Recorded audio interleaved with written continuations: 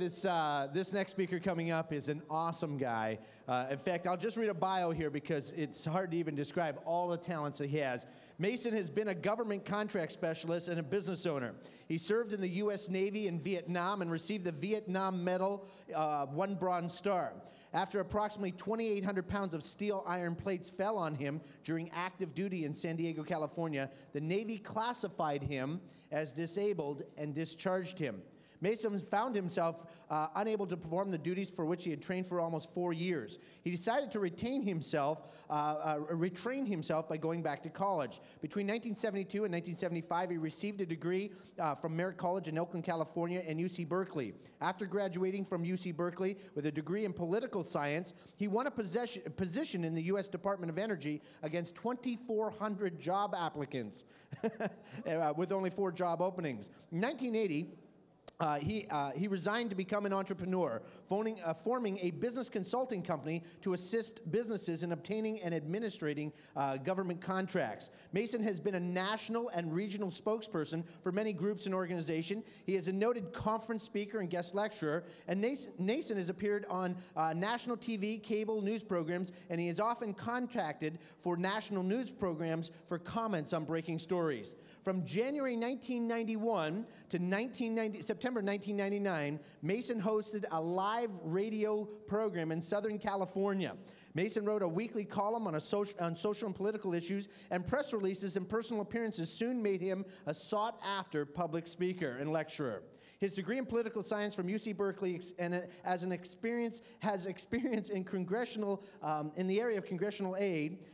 He is a teacher and an entrepreneur. It gives him a unique view on government and many political issues. I got to tell you this thing is just full of information about this guy. He is awesome. Let me just say this. He is the author of It's Okay to Leave the Plantation, the book called The Rope, and our book of the month, Diamond in the Rough. Would you please help me welcome to the stage here, Mason Weaver!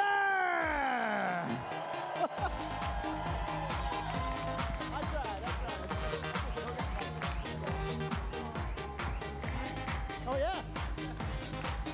Thank you. Hello, Diamonds. I won't do the dance.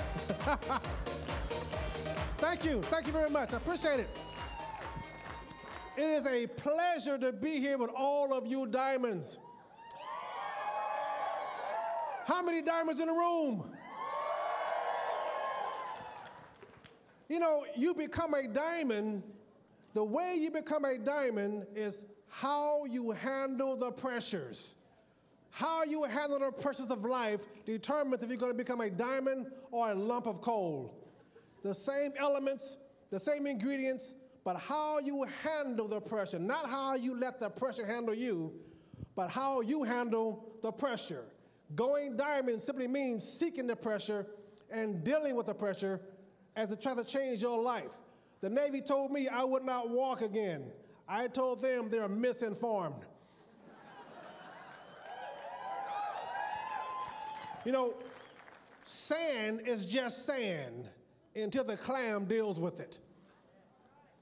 Sand is erosive, it's corrosive, it is hard, it will wear down a mountain, but a clam that's soft, fleshy underfloor of a clam will make that into a precious jewel because it handles the pressure.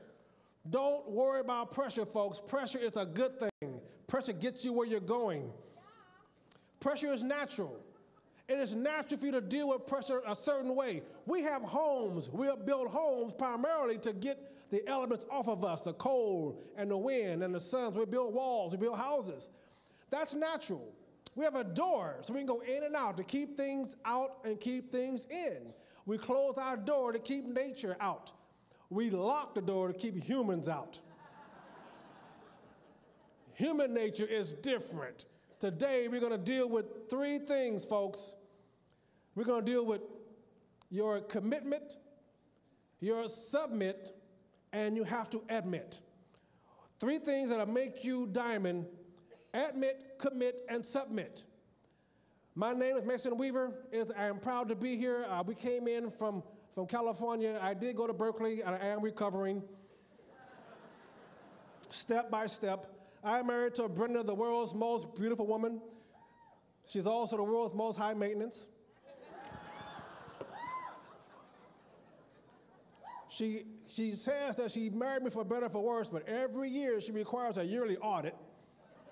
Just want to make sure. You know, and as Casey mentioned, I did join the Navy. I joined the Navy the same day Dr. King was murdered, April the 4th, 1968, and I went into the service to serve my country. I went into the service to get out of where I was living. I went into the service to change my association. You're going to hear all morning, all weekend about the association. It is vital for you to get that. It is vital for you to understand that you are who you associate with. If you are associating with losers because you want to help losers, guess what? You're going to be a loser. I don't care about your motivation. I don't care about your direction and what you intend to do. If you are associating with people who are not going anywhere in their lives, either are you. Because you're saying to yourself, I'm going to stay here, and I'm not going to go to the top of the mountain until you go with me. Then what you're saying is that they have more power over your life than you do. That means you're not a leader, you are a follower. Association, folks, you must change where you are. When I was in the Navy, a gentleman that I associated with, I went to Vietnam, I got out of Vietnam with no scratch on me, and I got to San Diego, where a gentleman who did not like my attitude, did not like my politics. Matter of fact, he didn't like the color of my skin. He liked nothing about me, as a matter of fact. And he tried to kill me one day. He dropped 2,800 pounds of steel on me, broke my back and broke my hips, and did a whole lot of things I won't even talk about today. But I want to explain to you what happened. Here I was now, almost 4 years in the military, trained as a high-pressure steel welder, highly skilled, highly trained, getting ready to get out the military about 8 months, and all of a sudden, a Volkswagen falls on me.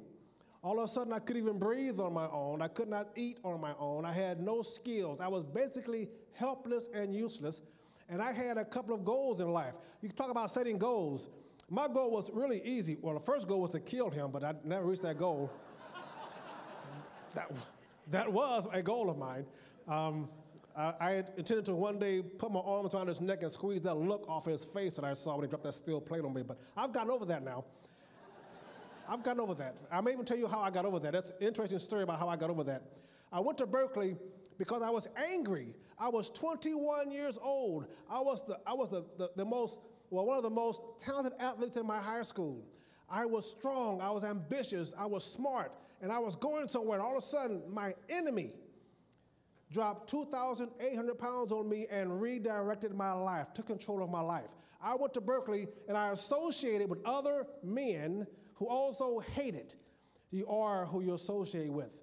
I associated with people who hated America, hated the prospects of prosperity, hated rich people. Didn't want to become one, they wanted to hate rich folks. And I discovered that that hatred was more worse and more of a burden on me than 2,800 pounds. That hatred, folks, as a Berkeley militant, revolutionary, I was revolting to participate in the American dream. Understand, I was not trying to destroy America. I was trying to gain access to America. I like the capitalist system. I like creating income for myself. I love the idea of taking care of myself. I just did not want any restrictions on me. I wanted civil rights. That is, the legal reasons to go out and participate in the American dream. That's all I was fighting for. My comrades are fighting to destroy America. It's mean and evil. I had a professor say, he's for the rich, the poor, and they are for the rich. And I'm thinking, well, which one do I want to be when I grow up? Wait a minute. I mean, think about it, folks. If they're for the poor and you gain your power and influence from getting services to the poor, you want as many poor people as possible needing your services. That made sense to me. At 22 years old, at 23 years old, I'm thinking, then you have no interest in me gaining economic freedom. If you get your power from giving services to poor people, trust me, that's all the interest you have. And I figured that if he was saying that to me, then I had now discovered the enemy within. The enemy within was myself. I was supporting a system that hated me and wanted to take care of me, and I did not want to be taken care of. I really consider myself a grown man. So I had to go on a search, folks, for the truth. All of my friends, all my association, all of my support system was geared on telling me how tough it is being black in America, how tough it is being disabled in America, how tough it is being poor in America. Everyone was telling me how tough it was, including non-Americans that never grown up there, never lived there. I had a guy teaching a black history class. He was a white, blue-eyed, blonde German. He's telling me how tough it is being a black man in America. And I'm thinking how tough it is being an idiot at Berkeley. It's got to be tough. So one day I asked the guy, I said, well, it's tough being black in America compared to where? Compared to where? Where else do I want to be black? Gee, can you name me an African nation where black folks live as long? Can you name me a Caribbean nation where black folks are as healthy? Hey, how about naming me a European nation where black folks make as much money? I don't understand. I'd rather be black here than any place else. And I say, Professor, you'd probably rather be German here than any place else.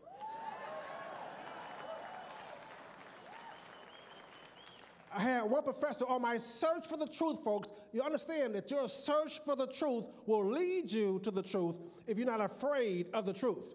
You cannot be afraid of the truth. In this business, trying to gain access to other folks' mind means you must expect them to want the truth from you. You find resistance because some people, most people, hate the truth. And I'm going to explain to you why, because if you don't understand why they hate the truth, you may not understand why they don't follow you. You see, the truth, folks, when you accept the truth, when you finally hear the truth and you accept the truth, you are compelled by truth to act. You cannot accept the truth about anything and not act on that. Truth is a verb. It will make you move, and folks are just lazy. They cannot accept the fact that they can do something themselves to create prosperity for themselves. They have to think it's something you must do. So when they hear you tell the truth, they must attack the truth teller, the truth messenger, the method, how mean you said that. You know, if someone came here right now and said fire, you wouldn't say, boy, you said that pretty mean-spiritedly. You would check for smoke to see if it's true. So I had to go and look, and as I began to look for the truth at Berkeley, I guess all this anger, America's bad, America's tough, America's racist, America's sexist, I'm hearing all this garbage and slander, and I began to look for the truth, and I began to think, I personally believe, this is my personal belief, I'm getting paid to come here today to give you my beliefs, not yours, so if you disagree with me, that means I'm right and you're wrong. Because it is my opinion. I'm right on my opinion. So in my opinion, it becomes, it just seems logical to me that you cannot think and stay liberal, but that was my example. So I have a professor. This is my mindset, folks. Don't forget, I came from Vietnam first. I was a little bit older than the other students. I'm thinking, I've experienced more things in life. I'm a little more anxious about myself. And I am serious about my education because I thought it was my way to gain economic freedom. So I am serious. I am paying my own way to Berkeley. I didn't play sports. I don't sing and dance. I had to write that check every quarter. So I bought those books myself, and I read those books because I had to buy those books.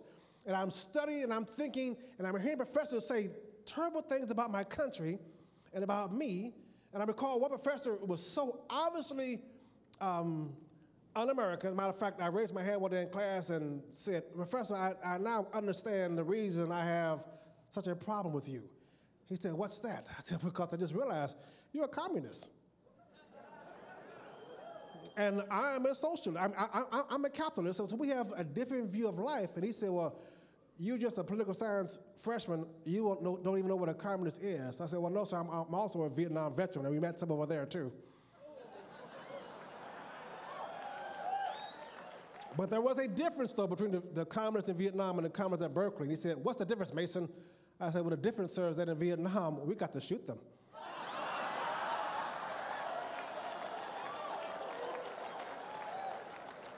But at Berkeley, we got graded by them. So the professor used to say something that made me think, folks. So don't forget, you cannot think and stay in slavery. You cannot think and stay in poverty. He would say things like, Mason, if I give you a fish, you will eat for a day. But if I teach you to fish, you eat for a lifetime. Doesn't that sound special? Isn't that sweet? Isn't that just sweet? See, ladies know that if a man whispers to you, he's just lying. Come on, baby, get in the car, get in the car. So he's whispering this stuff. He's saying, if I give you a fish, you'll eat for a day. But if I teach you to fish, you eat for a lifetime. Folks, if you accept that concept from me, if you allow me to stand on the stage and tell you that if I give you something, knowledge, if I give you knowledge, you'll eat for a day. But if I teach you knowledge, you eat for a lifetime. If you accept that from me, if you accept the concept from me, what you are accepting is that I have all the knowledge, and you have to get it from me. Either I give it to you or sell it to you or provide it. You cannot feed yourself unless Mason does something for you. You are saying you have all the fish and all the knowledge. You are saying that you are helpless and useless, and I am a kind, generous master, and I will lead you if I like you. That's what you're saying. So I raised my hand in class one day. The first time I heard that, I wrote down my notebook. I still got the notebook at home. I wrote it down, and I scratched it out. I said, Professor, are you saying you have all the fish and all the knowledge, and I can't fish myself? I have a new thing called the Masonism, my first Masonism. I got a whole lot of them now. My first Masonism said, let's just open the gate onto the lake, and I would need nothing else to feed myself. I can fish myself. You don't have to teach me or give me. Just don't shoot me when I show up to fish. He cannot understand that, folks. You see, if you keep hearing things like give something back to the community, you ever hear that? Give something. What does the community owe me? Give me the bill. What do I owe the community? Give me the bill. Folks, they never say give something back to your family. Give something back to your children. Give something to your wife, to your spouse. Give something back to yourself. They don't want you to think about families. That's the real community. The community is a neighborhood of men and women raising children together with similar goals, similar aims, direction. They want you to think the community is them. The union you belong to, the management company you belong to, give something back. The neighborhood boys club, girls club, folks. Give something back to your family, to your wife, to your children. I keep hearing people tell me, Mason, don't forget where you came from. Then why am I leaving where I am? If I'm not going to forget where I came from, why would I just stay where I am? Of course, folks, forget where you came from and go to where you're going.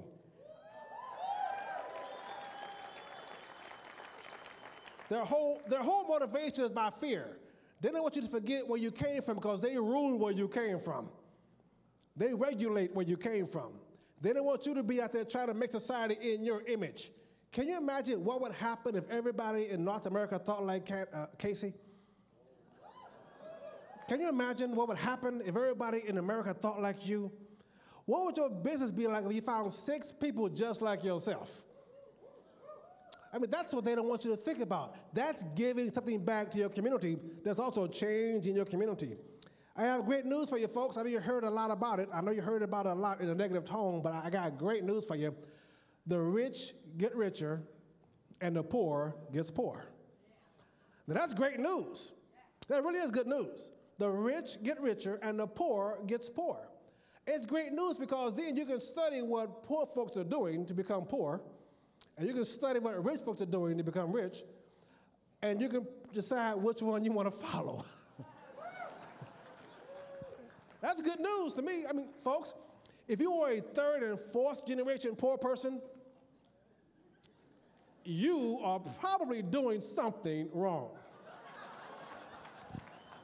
If daddy was poor, and mama was poor, and great-granddaddy was poor, and your great-uncle Louis was poor, guess what?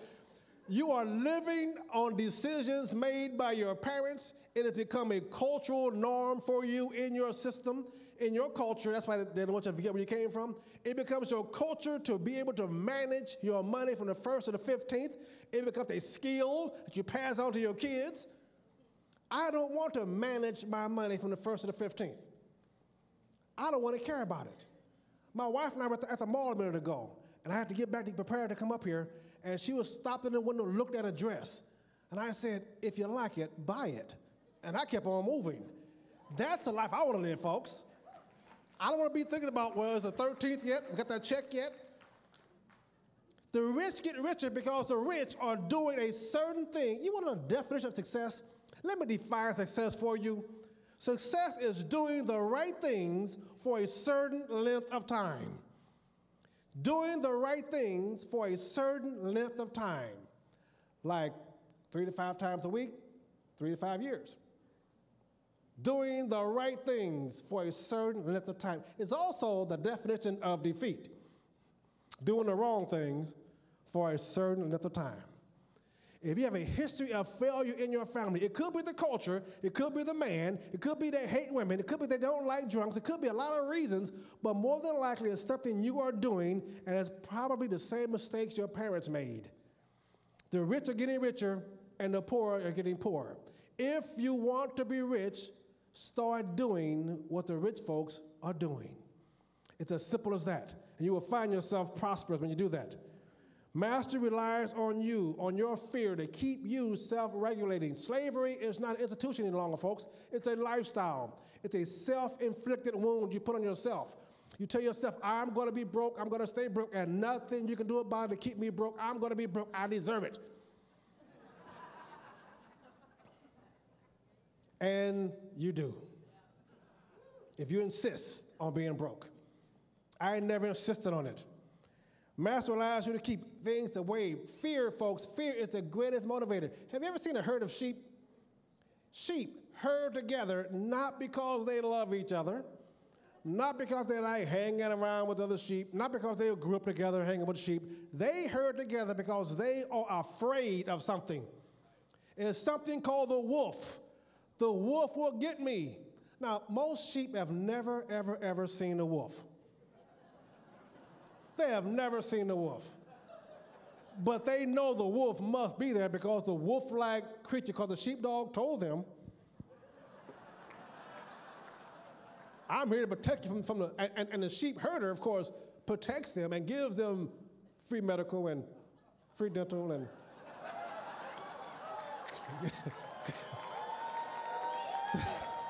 I'm sorry, I'm meddling again. The sheep herder gives them the right pasture, protects them, stands there, guards over them, loves them. Folks, I got news for you. The sheep herder doesn't herd the sheep out of love for sheep. The sheep herder loves a rack of lamb.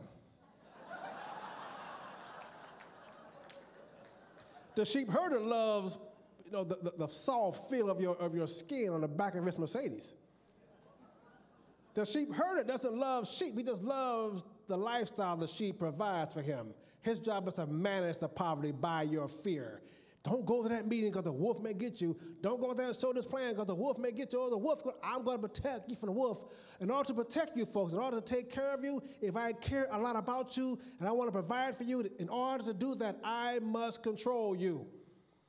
And that's what the sheep herder does, out of love. Come on, sheep, take care of you, buddy. Be okay. You cannot allow anybody's opinion of you to be greater than your own opinion of you. You can't allow that. Same thing with a school of fish. My wife and I just realized, I was going to say my dream. I have a boat now in San Diego. And we go out and we see these schools of fish, and they all herd together. And you can determine what direction they're going to go by what direction you go. They hear that noise of that boat, they're going to turn. They're motivated out of fear, folks. Fear keeps them together. Not because they love each other, they just hang together because there's more safety in numbers. If you want to change your life, you're tired of being afraid about your car breaking down, about the job laying you off. If you're tired of being afraid of not being able to give your children education, if you're tired of your life, you must take a really good, honest, truthful look at your life. Look at your history of your family. Look at the culture you belong in, folks. There's a culture of poverty, and there's a culture of wealth. If you're a third, fourth generation poor person or middle class, and you want to be first class, you got to take a real honest look at your life. And if you want to change your life, if you want to change your life, you must change your lifestyle. If you want to change your lifestyle, you must change your life. Folks, change is how you create things. Everything in the world must change in order to gain. You have to change. You cannot take everything with you to diamondhood. You can't do that. Give you a chance to understand this now. You ever seen kids play in a sand lot? You got a sand lot full of kids, full of little babies, toddlers. I don't care if they're rich kids, poor kids, black kids, white kids, female babies and male babies. They all got one thing in common: sand in their diapers. One thing in common.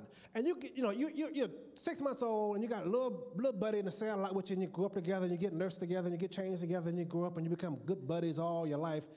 You've known each other all your life.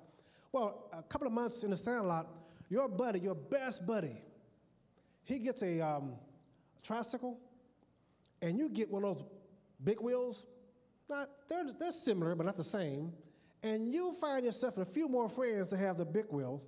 He got a few more friends that have the tricycle. But you can still hang with each other, still ride together, and do tricks together and other things. But you got a few more friends. A few years later, your best friend in the sand lot, he gets a pair of roller skates. And you get a bicycle. Well, guess what? You can still do some things together. But he has bike friends now, and you have roller skate friends now. You get in high school, and your best friend, you know the guy all your life. Your buddy, man, he gets a car. You get a motorcycle. All of a sudden, you're changing your friends. You're changing your lifestyle. There's nothing wrong with him. You didn't forget where you came from. You just left where you are. And you get ready to graduate high school, and your best friend, you've known him 18 years now, folks. You've known him all of his life. And your best friend wants to be a rock star, and you want to be a doctor. Guess what? I have to catch you at the family reunions, buddy, because I got to go to medical school. I got to go study. I got to hang with people that have become doctors. You're going to go to the club that night to find a manager. I have to go to the library at night to get into Stanford. It's a different lifestyle that you are changing. You cannot take everybody with you. What would happen if you said to your friend, I am not going to go to medical school until you go with me? I'm going to stay here and try to convince you, come on, man, we can do this medical school stuff. Come on, go with me to medical school, and you will stay there for 20 years waiting for your friend. He's my friend. He needs this. You will never go to medical school because you let your friend lead you. You were afraid to leave where you were. Leave where you were, folks. Don't forget where you came from. Please forget where you came from and go to where you are. You must leave where you are. Same thing with a farm. Folks, your culture determines your possibilities. If you are a woman and you do not want to marry a farmer because you don't want the farming lifestyle, but you live in a community where they deal with farming, and you live in a community where they deal with raising crops and selling crops and repairing farm equipment, and you live in that kind of community, guess what? Chances are, unless you move, you're going to be hanging around with a farmer and fall in love and get married to a farmer. If you live in an area where they have mining industry, and you do not want to be a miner, you don't want to marry a miner, you don't want to live in the lifestyle of a miner, I suggest you move because the city will not move from you. If you're going to go diamond, I suggest that you hang with folks that are going to go diamond, that you cannot bring people with you who don't want to go diamond, who don't believe in diamond. Better get a cubic zirconium ring somewhere or something. I suggest that you hang with folks that are going where you're going, and people who do not want to go, you have to leave them where they are. You all came here this weekend to this Coliseum. You came here and you left folks at home. You left them there because they did not want to come or could not come, or whatever reason it was, they were not ready to come, and you have to leave them there to get to where you want to go. Same thing in everything in your life. You have to do that. Look at life, folks, in two different ways: probabilities and possibilities.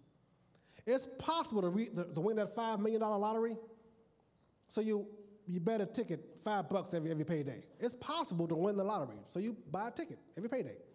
The probabilities of winning is pretty low, so you don't pay your whole paycheck. Most of us don't. So the possibilities are that you can get in your car and start it up and drive to work every day.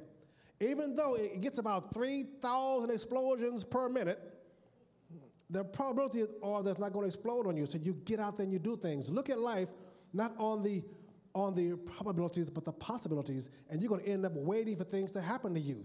You must look at life on whether it is possible and probable for you to achieve.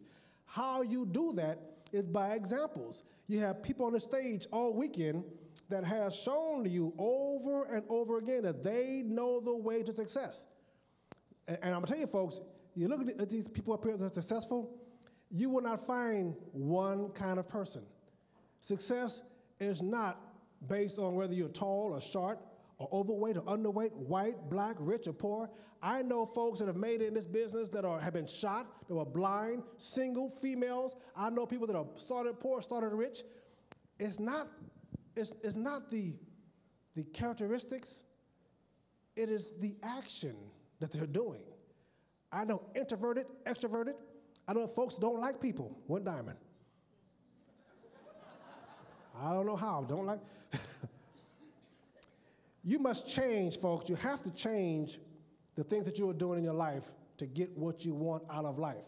Every time someone tells me they intend to do something, I ask them for a list of sacrifices. You must be willing to sacrifice something to get what you want out of life. A 4-year college degree means you're going to spend 4 years being broke with no friends, no social life. You're going to spend 4 years studying, and then you're going to get what you want out of life.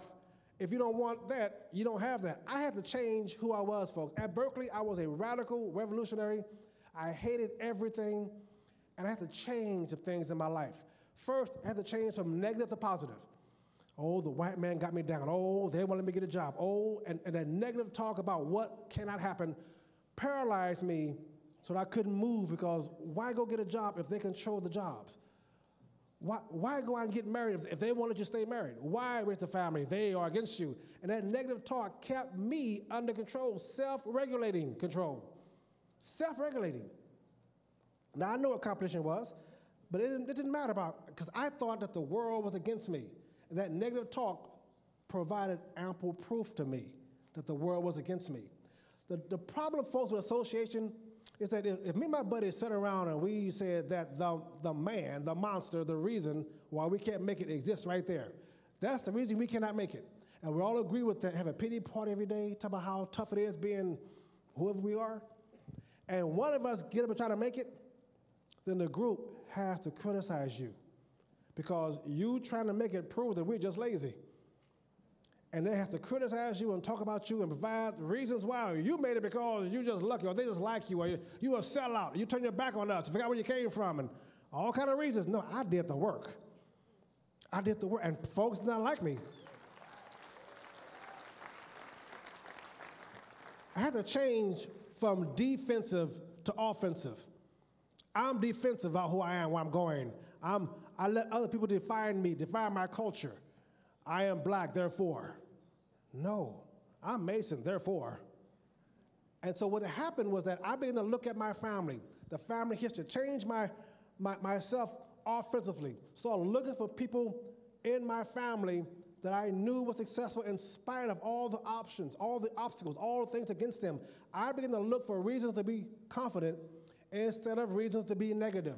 And what I found was reasons to be confident. All of a sudden, my eyes were lifted. I saw people around me that have grown up in my same family, my same neighborhood, that was making things happen. I began to look at how they did it. Folks, that is exactly why you're here, to get on the stage and hear people tell you how they did it, how they got over the obstacles that are facing you, how they created things in their lives that provided for themselves, how they overcame all the obstacles facing them. Trust me, folks, in 1973, I couldn't drive. Matter of fact, I couldn't even speak loud. My vocal cords, the vibrations would hurt my back. Every day I had to wake up and think, am I going to take medication so I can get up and sit in class all day and not pay attention because I'd be drugged, or go to school without medication and sit in pain all day and not pay attention because I was in pain all day. Every day I had to make the decision, which day was it, a drug day or was it a pain day? Because I was determined to get a degree because I understood that degrees would get me to where I thought I wanted to go. I eventually found out that wasn't true, but that was my motivation at the time. You know, I eventually, after meeting some of the professors at school, matter of fact, I finally made a comment to one professor. You can probably tell I wasn't very popular at Berkeley. wasn't very popular. I was actually a thinking student. I was debating with this professor who told me that I had no reason to debate him because he had a PhD, and I was trying to get my bachelor's degree. And I said, well, Professor, your PhD simply proves a theory of mine to be accurate. He said, what's that theory, Mason?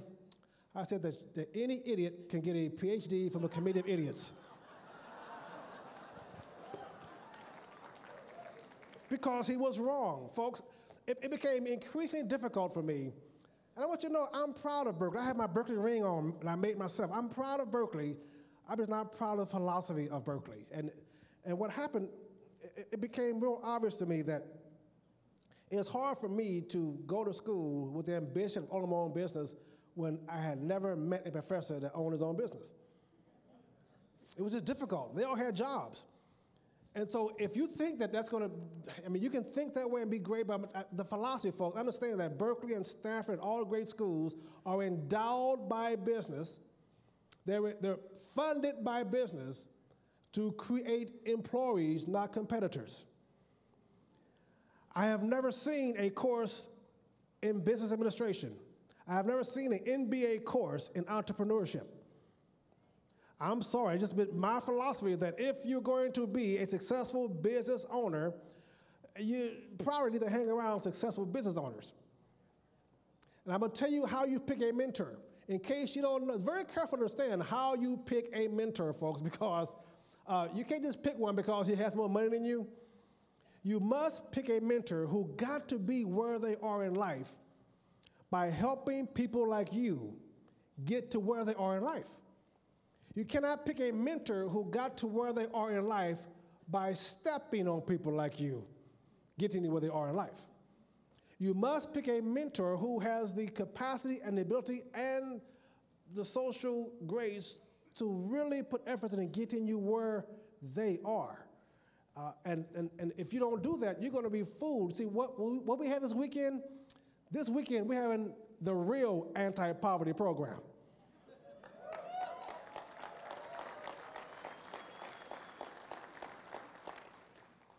Understand something, folks. Those with the status will never, ever change the status quo. You can't go to them to help you get to there. You cannot expect people with a status to change anything in life. If you don't like the way society is, if you don't like the way your family is running, if you don't like the way your schools are teaching your children, you cannot get up and run down to the school board and say, you got to change this, folks. Why would they change what got them to be leaders where they are? Those with the status will never change the status quo. It had better be changed by you.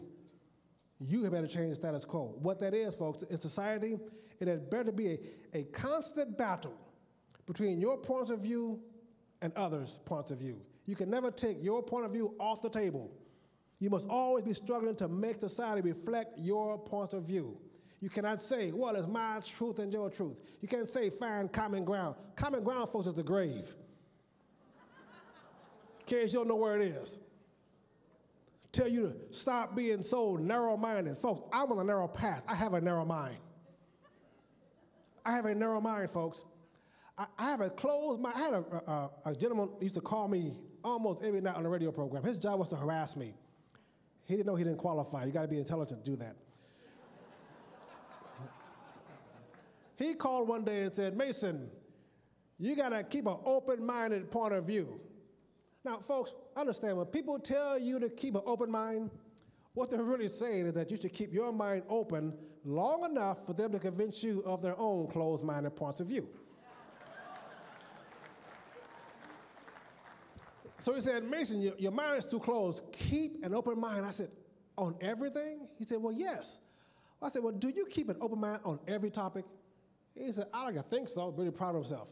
I said, every topic, folks, if you don't make a final decision on some things, you will never grow up. He said, I have an open mind on everything. I said, well, are you married? He said, well, yes. I said, do you love her? Well, sure I do. I said, what if I knock on your door tonight after the program and tell you, I've been checking your wife out? Yeah, I like the girl. I want to take her off for the weekend. Can we have an open-minded discussion on that? Let's ask her opinion too. See what she thinks about it. Can we discuss this openly? He got upset with me.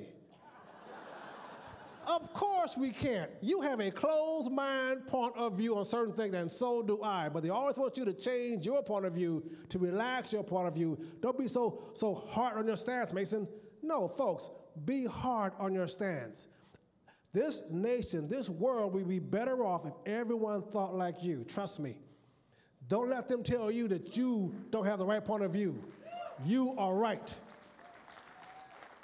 When they call you names, when they tell you you're wrong, when they tell you to change or tell you to compromise, you respond every time with the truth right between the eyes, right between the lies. You keep telling them the truth, the truth, the truth. You're in charge of you and nobody else. That is the truth.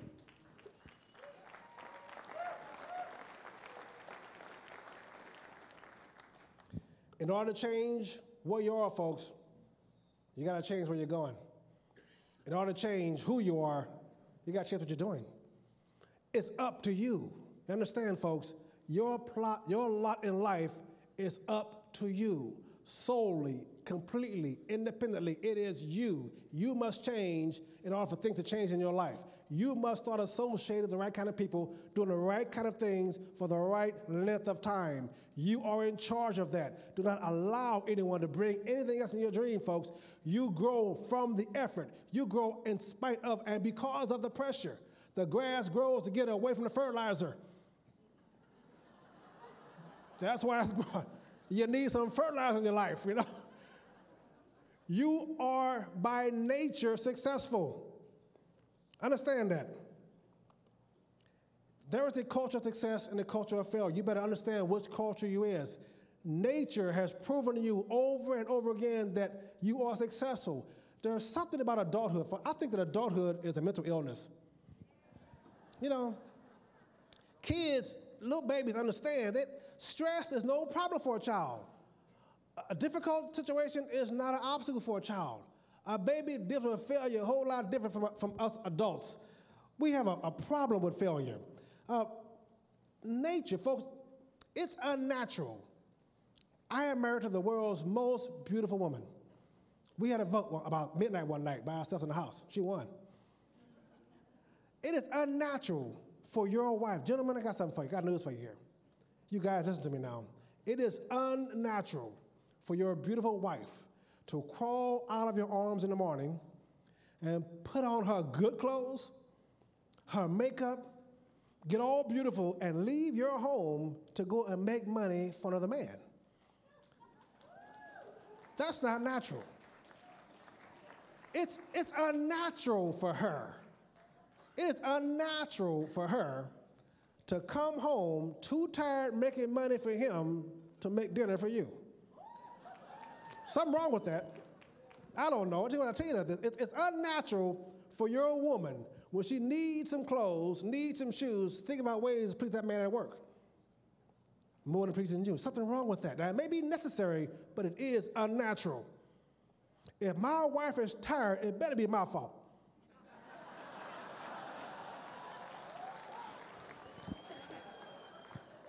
Gentlemen, you don't know, you have not even imagined, you can't even comprehend the kind of woman you live with when she's not worried about those bills. You don't even understand the kind of what a woman is if she's not worried about the rent. And ladies, you don't even know what kind of king you have where he can get over that, worry about the transmission breaking down and get angry because you brought something that you're not supposed to buy. You don't even know the kind of leader you have, the kind of man you have in your home, unless he is free of another man controlling his family, controlling his income. You both deserve to be free.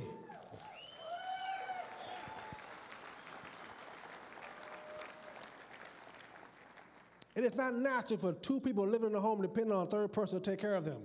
It's unnatural unless you're a child. It's unnatural. What's natural? Let me tell you about nature, folks, and how nature provides the fact that we are free. Have you ever seen a baby walk? You have any mothers here? Oh, a lot of mothers. I want you ladies to remember this. When a woman is pregnant, natural. She gives that child love and attention naturally, feeds the child only knows the womb. The child doesn't know there's an outside of the womb. No one's told the child you can leave the womb. The child is protected, nourished. Everything the child needs is provided for by the mother. But still, one day, that child will struggle to be free because freedom is natural. The child will be free of mom. Mom will take the child home, keep the child clean and fed and changed and nursed.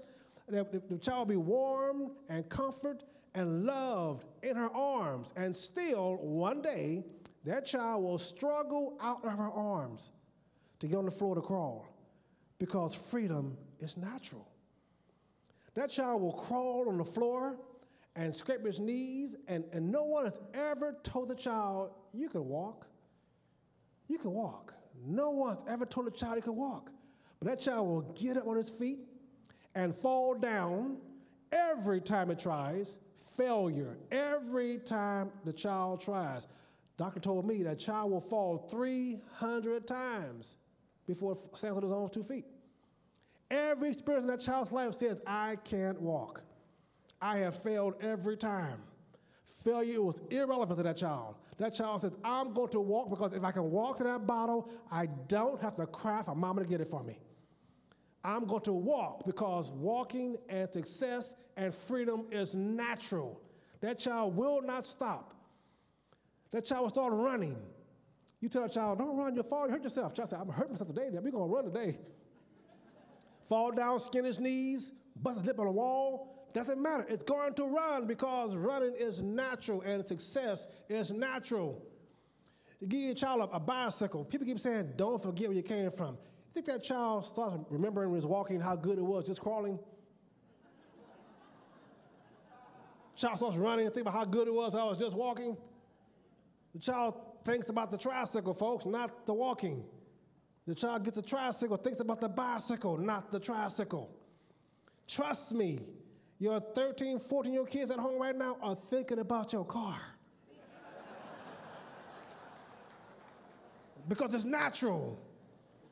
The baby walks. Do you know what walking is?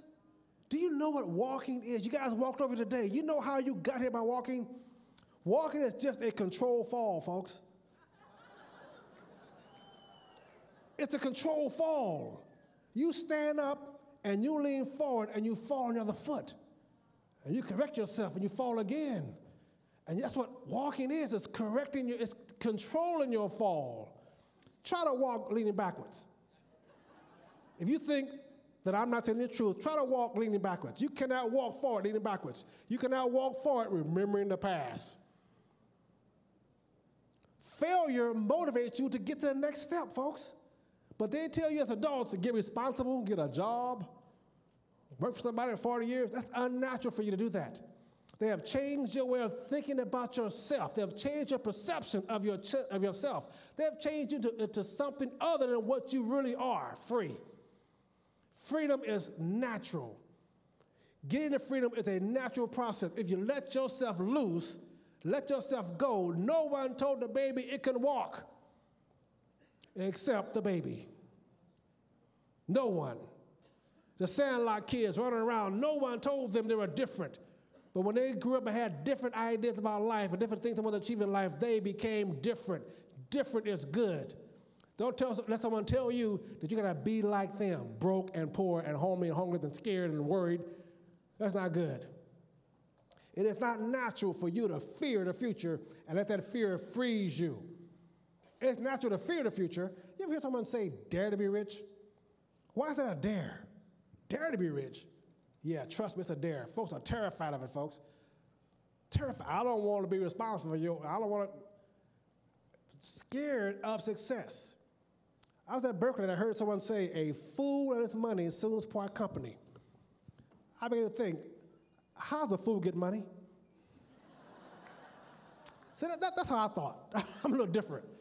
How does a fool get money? I got an A on a test once. It's a philosophy test, which is easy to get an A on, you just have to think. It was really simple. The teacher was trying to test me. Each student got their own test question. And the teacher was trying to change my way of thinking. Actually, he was trying to change me from feeling to thinking, because he didn't want me to think. And the question was, Mason, is the glass half full or half empty? Now, I know he wanted me to make a choice. Any choice, he would have read into it what he wanted to read into it. And so my question was, Professor, if it's one, it's both. It can't be half empty without being half full. Making him think. It's painful for him to think. You see him, his mind is speculating. What can I? The true answer, folks, is that it's both. Now, if you're asking me, Professor, is the glass being emptied or being filled? If you're asking me if more knowledge is going in than coming out, if you're asking me if one day we will have too much in the glass, then we can discuss that. But if it's my glass, I have no limits to my glass. I have no limits to where I'm going. I just keep adding walls to the glass, folks, as I go up. There are no limits to Mason Weaver. There are no limits to where I'm going. There are no limits to where you are going. None.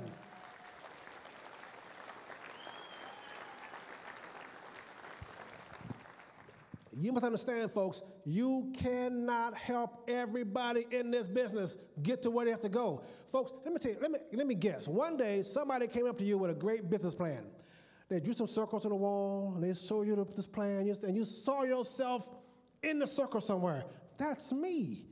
You've been looking for a way out. You've been trying to find a way to be free, and you finally saw this plan that worked for you. You understood it, and you grabbed it. Let's do this. And you ran home to share this newfound freedom with all your friends who you knew also were broke as you are and wanted to be free. And you were excited. I found a way out. And your friends, the eyeballs rolled back in their head and took a deep breath. Oh, Lord, here it comes again. The dreamer. I'm going to explain to you why you got it and why they did not get it.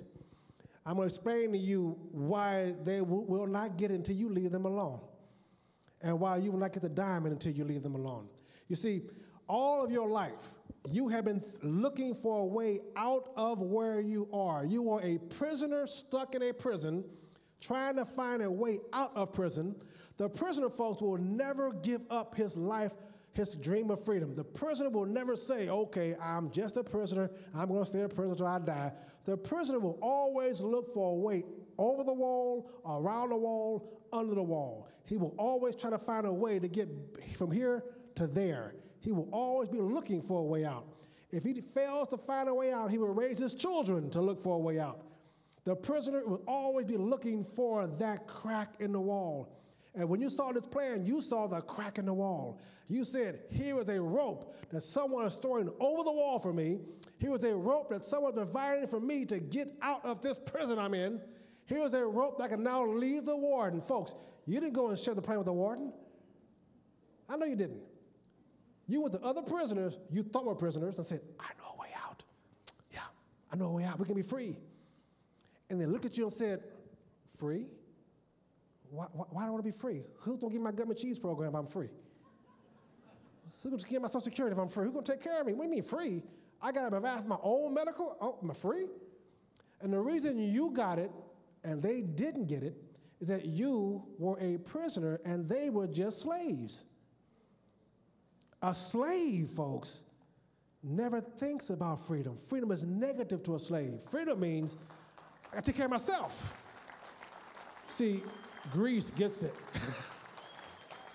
Freedom means a slave has been told that freedom is negative. The slave has been told that you get your food from my bowl. This is my bowl. You're going to leave? You're going to leave the plantation? You're going to stop picking my cotton? Who's going to take care of you? Who's going to feed you? Where do you get your job from? You realize, folks, that on the plantation, they had a 100% employment rate? They did. Everybody had a job on the plantation. They had a 100% employment rate. Matter of fact, if you got too old to work, you died. It's called retirement. The slave is told that the very notion of freedom was negative. Watch out for those folks showing that plan out there. They want you to be free of me. I had a man tell me once that he had a good job. He had only been laid off 3 times in 12 years. He was bragging to me. Well-paid slave. The slave folks don't want you to be free, because if you are free, you are proving the slave is wrong. You understand that, folks? You are proving the slave is just lazy. You are proving the slave could make it to it. Don't forget, I told you the truth compels people to act. You cannot go back and share this with slaves. You cannot share the idea of freedom to slaves. If you do, the slave will look at you like you're crazy. They will tell you they deserve master's government cheese program. I worked 40 years for him. I paid taxes. I deserve to be taken care of better by him. They will not look at you and say, let's go and do this. As a matter of fact, they will join your group because they're weak-minded. They will follow you because you're strong. They'll follow you. They'll sign up and they'll come to your meetings and tell everybody how bad you were as a kid, how you never had anything that worked, and it won't work again. They will come in and put grease on your rope trying to escape because they don't want you to escape and they don't want to escape themselves. You do not want a business full of slaves. And they will tell you they're a slave. As soon as you meet them, hi, I'm a slave. How you doing? I'm a slave. How you doing? They'll tell you. And because you're kind and generous and nice, you spend all of your time trying to convince that slave to go with you to freedom. You'll bend your back, and you'll talk to him, and you keep going back to him. Come on, go to the meetings. Come on, read the book. Come on, listen to the tape. Come on, buddy, here's some sample products, and here's some more sample products, and come on. And you're bending your back, and you're talking to that slave, and next case he walks by looking for freedom and can't find you because you're too busy dealing with the slave.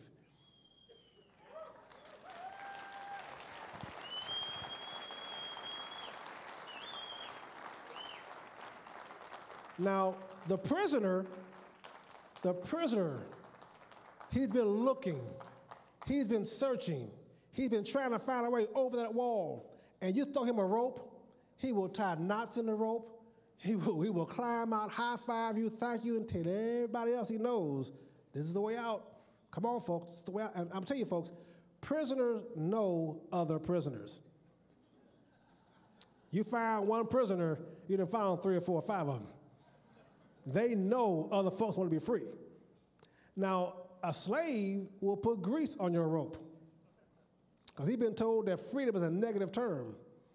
Now, what happened in slavery in America, what happened, folks, you had the master controlling all of the information the slaves had about themselves. The master controlled what slaves thought about themselves, education, prosperity, success. Master said success for a slave was to be the manager of the plantation, to be the highest paid slave of the plantation. That was your success. They bragged about it. I managed master's 40 acres for him. I managed his lower 40 for him. I get his crop to the market for him. They brag about their position on the plantation. Up north, there are some folks that wanted freedom. And the master, don't forget, he controlled the airwaves. Master controlled CNN, ABC. Did I say that out loud? I'm sorry. Wrong slave system. Master controlled what the slave thought about themselves, their news, their prosperity, their marriage, their children. Master said, you're just a breeder. I will take care of your kids for you. Don't worry about being a father. You ever notice why some societies do not want the men in the family? They want the men becoming breeders and brag about how many women they have, how many babies they have, but they do not want those men in the family. You know why? Because men kill over their kids. Men will kill over their kids. We don't get into feelings. And men handle stress differently. Women handle stress. They want to talk about it and feel about it and see how it makes you feel. And men just want to kill it. Just kill it. Next problem. So they want that man to be out of the home so that, the feeling people can come in and do things. My wife is very feeling. Somebody asked me once, I think it was in Oregon, do I ever get in touch with my feminine side? I said, well, yeah, I got a wife. She does that feminine side much better than I do, so I just let her handle that part. And I handle the masculine side, which is, I'm the hunter. I just kill things and bring it home and just want to be the hero. That's it.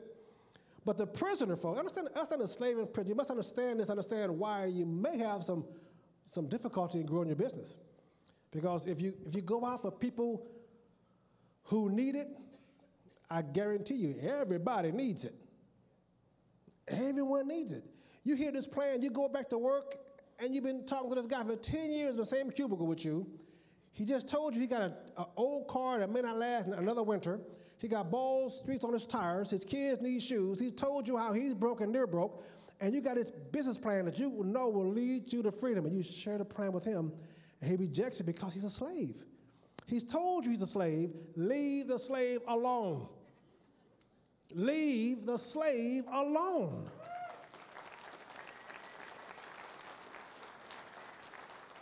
If you don't leave him alone, you're saying that he controls you. You're saying to the slave, I would not go to freedom unless you go with me. He said, we'll both be slaves then. You're standing there waiting for the slave. Folks, they will tell you they are a slave. My father said that if you stand on a corner arguing with a fool and a stranger walks by, the stranger will not be able to tell who the fool is.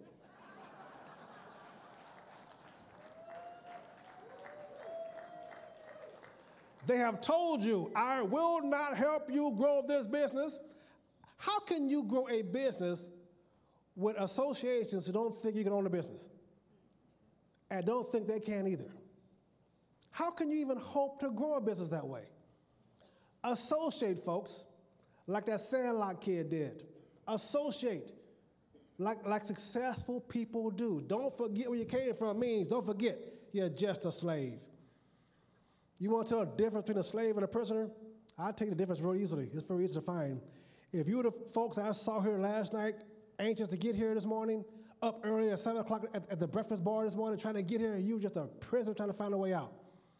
If you're sitting here and can't wait to get on that freeway Monday morning to go back to work, you can't wait to see your boss, if you can't wait to get that paycheck, or you still waiting for that promotion you should have got last year, you're just a slave.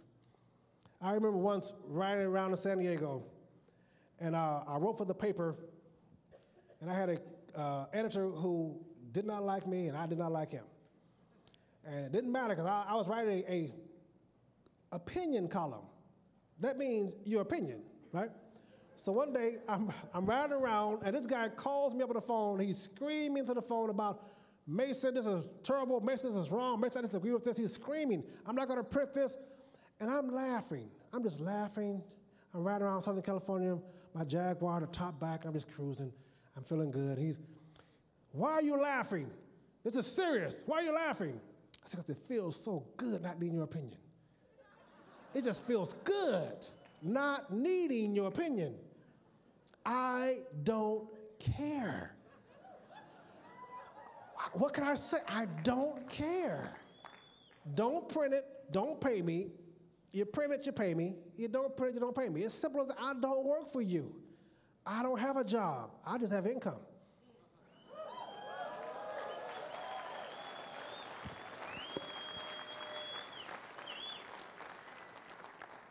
Success is being persistent and consistent. Being persistent and consistent. It means not letting anything stop you, including failure. Nothing stops you, including failure. You must associate with people going the direction you're going. This is a freedom train here, folks. It's a train. It's on a track. And each car is being pulled. I told you about the slaves will tie knots in the rope. Every time you show the plan is a knot in your rope. Every time you go to an open meeting is a knot in your rope. Every time you buy a tool and read it and use it is a knot in your rope. You are nothing but knot tires. The more knots you tie in the rope, the more stable your climb to success is. I'm going to tell you some secrets, folks. I've been speaking for these kind of groups for 5 years or so now. And before that, my wife and I have met a number of very successful people throughout the world. I'm going to tell you the difference. What I've known. You want to know the secret to success in this business? I know the secret. Y'all ready to write this down? Because they won't tell you this.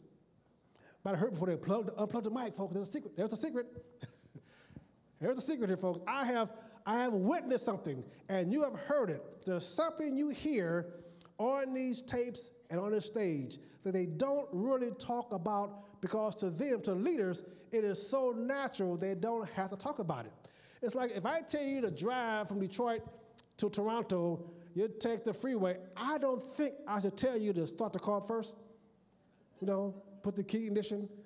There's something you hear on this stage over and over again, and you hear it in the tapes, you hear it in the testimony.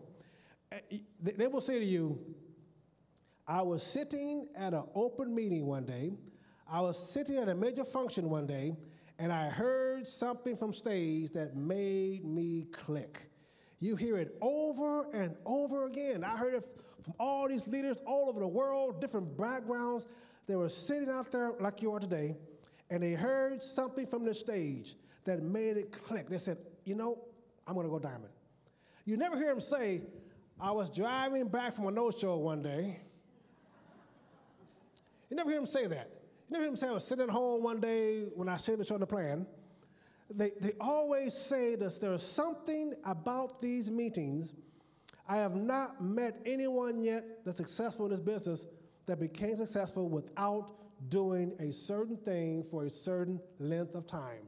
I'm just going to give you experience of my wife and I, and we've traveled this whole world talking to these folks, and I have not yet seen anyone successful that have not done a certain things for a certain length of time. 3 to 5 nights a week, 3 to 5 years. It's just consistent, persistent consistency. So if you're planning on being the top of this business, I have a hint for you. You have to come to these meetings, and you got to bring 6 folks just like you to this meeting. You don't bring 60. You let your 6 bring 60. You find 6 folks that you like. 6 folks you want to live eternity with. This is rebuilding your family. This is putting together a new family for you. Put together your family like you would put them together if you had a chance to do that. Bring folks in your life that you want to spend time with and enjoy with. Get folks around you that's going to support you and keep you motivated. My wife motivates me every day. She is the reason I conquer the world. I wouldn't do it for myself.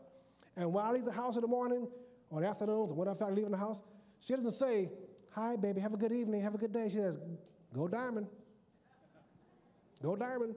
Get to the top. Get it done. You're my hero. Make it work. Make it happen. I'm going shopping.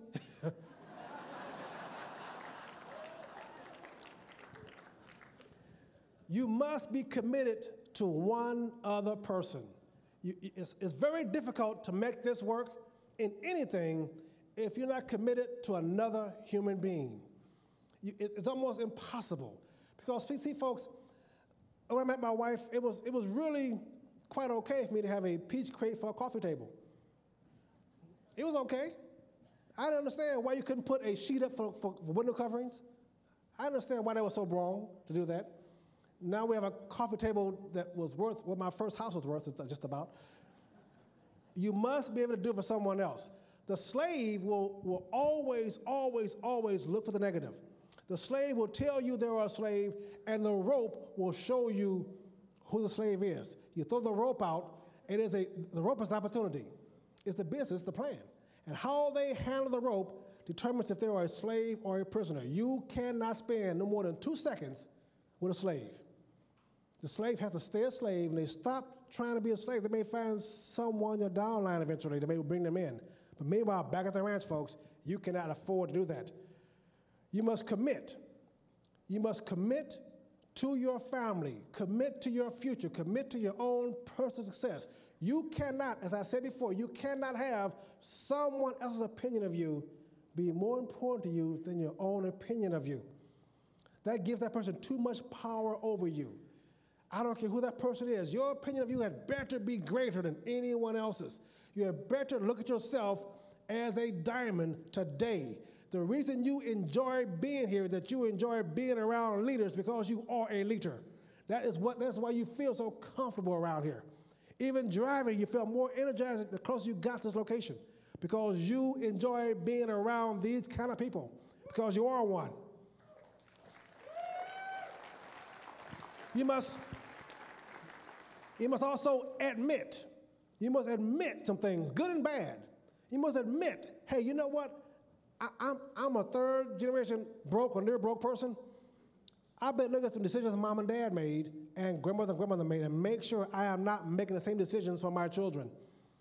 That has better be a private, secret admission to yourself. You better be able to open yourself up, your heart up, and say, I have done some wrong things. I had better change some actions in my life to change my future. You are not destined, folks. You better be determined. You're not destined to be rich or poor. You better be determined to be either or. Your actions will decide what you are doing. If you do not want to be involved in crime, don't hang with criminals. If you don't want to be broke, don't hang with poor people. If you want to be a wealthy person in life, because folks, people think that there's something negative about being rich, and I'm gonna tell you, I've tried both. You know, nothing's really wrong with being poor. It just did not meet my lifestyle. You know, it just didn't meet it. But if you want to be poor, and you become wealthy and don't like it, just give your money away. But try it though. Try it first. You must admit that it's all up to you. It is all up to you. Nobody else will do it but you. It will not get done unless you do it.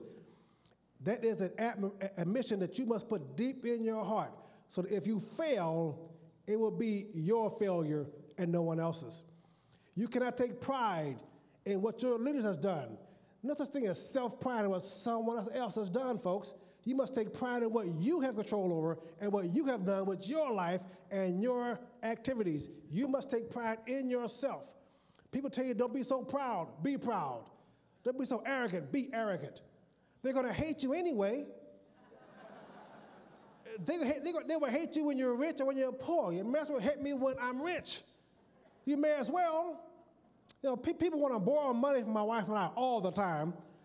And I'm going to tell you how to handle that.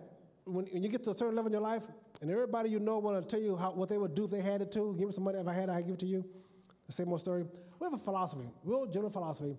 We do not lend money to folks who purchase from our competitors. Simple as that. I'm not going to lend you money. You're buying something that I sell also. And that kind of makes them walk away because they don't want to support your business because you are just proving that they're lazy. Don't forget, folks, the truth compels you to act.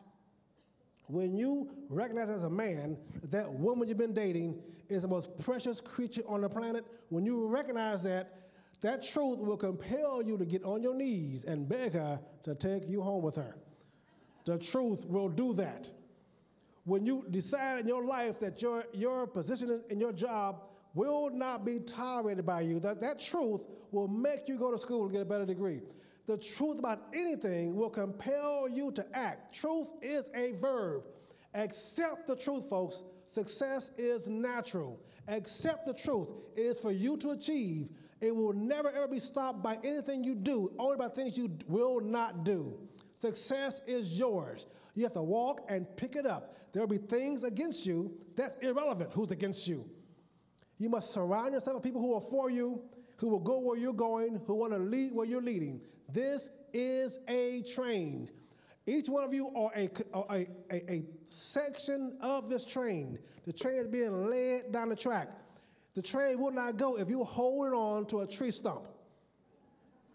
You must let go of where you are to get to where you are going. You must let go where you are sitting. All of you right now probably do not hang out with the same crowd you hung out in kindergarten with. You left where you were to go where you're going. If you don't let go of where you're going and hold on other people who want to go with you, then you cannot hear the word around the bend on that train when they tell you what's coming up next, what's going down next. You know, if you buy a car, you're sitting on the freeway, you're going 55 miles an hour in that slow lane, all you see are people going 55 miles an hour. That's your world, that's what you see. People in the slow lane, you don't see folks going by you, you just see folks in front of you, people behind you. You go over one lane, and you start going 65 miles an hour. All you are seeing is people going 65 miles an hour, a whole different crowd. Going the same direction, different speed. You go all the way over to that far left lane, and you're going 85 miles an hour, all of a sudden, you've seen a whole different kind of people that are going 85 miles an hour. I'm suggesting, folks, that even if you're on the right lane, even if you're heading in the right direction, even if you're on the right pathway, and you're standing still, life will still run over you. Get in the right lane, driving the right vehicle for the road ahead of you. The only way you're going to know about the road ahead of you is folks around the bend. They're called leadership.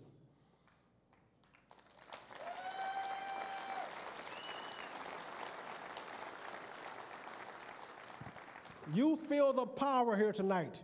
You feel the power here today. You feel the power and the influence. You know you're leaders. Why do you feel the power? Why do you feel so much? Because powerful people love to be around powerful people. You're all diamonds. You're around sapphires and emeralds, and you're around gold. You're all leaders because you're good followers. You have to be a great follower to be a great leader. You can only lead people to freedom who really want to be free. You cannot lead them any other way. You are diamonds in the rough. The diamond in the rough, folks, have gone through the pressure. It has survived the pressure. It is now an illustrious, polished jewel. But understand, the pressure on that diamond, the pressure that made that lump of coal into a diamond only lasted a short period of time. The pressure wasn't eternal. It didn't last forever. That rock was 1 billion years old, and the pressure only lasted a certain length of time. But that diamond will shine forever. It will be illustrious, indestructible forever. It will be what it will always be. You are a diamond. All you need now is to be polished a little bit and maybe even cut a little bit. But success is yours. It has always been yours, and now you're going to be awakened for that success. Follow the train, hold on where it's going, and go where it's leading you. You cannot receive what God desires for you until you achieve what God requires of you. God bless you. Let's go Diamond. Ladies and gentlemen, Mason Weaver.